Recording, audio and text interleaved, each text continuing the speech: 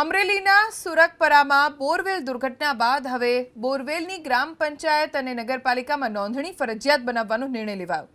4 દિવસ પહેલા સુરકપરામાં બોરવેલમાં 1.5 વર્ષની આરોહી રમતા રમતા પડી ગઈ અને મોતને ભેટી। તપાસમાં સામે આવ્યું કે બોરવેલ પર પથ્થર મૂકીને બંધ કરાયો હતો, પણ કેટલાક બાળકોએ આ પથ્થર હટાવી જેના કારણે દુર્ઘટના સર્જાઈ। ફરી આવી દુર્ઘટનાનું પુનરાવર્તન ન થાય તે માટે પાલિકા અને ગ્રામ પંચાયતમાં ચાલુ અને બંધ બોરવેલનું રજીસ્ટ્રેશન અમલી બનાવ્યું છે।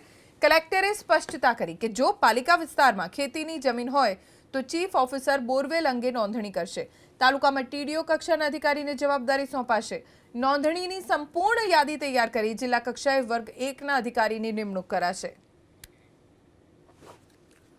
આ બોરવેલ જે હતો બોરવેલ જૂના અનયુઝડ બોરવેલ હતા અને બોરવેલ ઉપર પ્રાથમિક માહિતી જે મળી છે એ પ્રમાણે એક પથ્થર મૂકેલો હતો જેનાથી બોરવેલ બંધ રહે। ત્યાં જે મજૂરો હતા, મજૂરોના બાળકો ત્યાં રમતા હતા ને અને માહિતી પ્રમાણે એમાંથી જ બાળકો આ પથ્થરને હટાવીને એ બોરવેલને એક્સપોઝ કર્યો અને અનફોર્ચ્યુનેટલી આ દુર્ઘટના બની છે। ભવિષ્યમાં અમરેલી જિલ્લામાં આ પ્રકારની દુર્ઘટના ના બને, કારણ કે બધા ખેતરોમાં બોરવેલ હોય છે। ખાસ જે ચાલુ બોરવેલ છે અને બંધ બોરવેલ છે, બંને પ્રકારના બોરવેલની નોંધણી ગ્રામ પંચાયત લેવલે થાય આ પ્રકારની સૂચનાઓ અમે જિલ્લા કક્ષાથી ઇસ્યુ કરી રહ્યા છે। નવા કોઈ બોરવેલ બાંધવા માંગે એની પણ નોંધણી ગ્રામ પંચાયત કક્ષાએ કરવાની હવેથી રહેશે।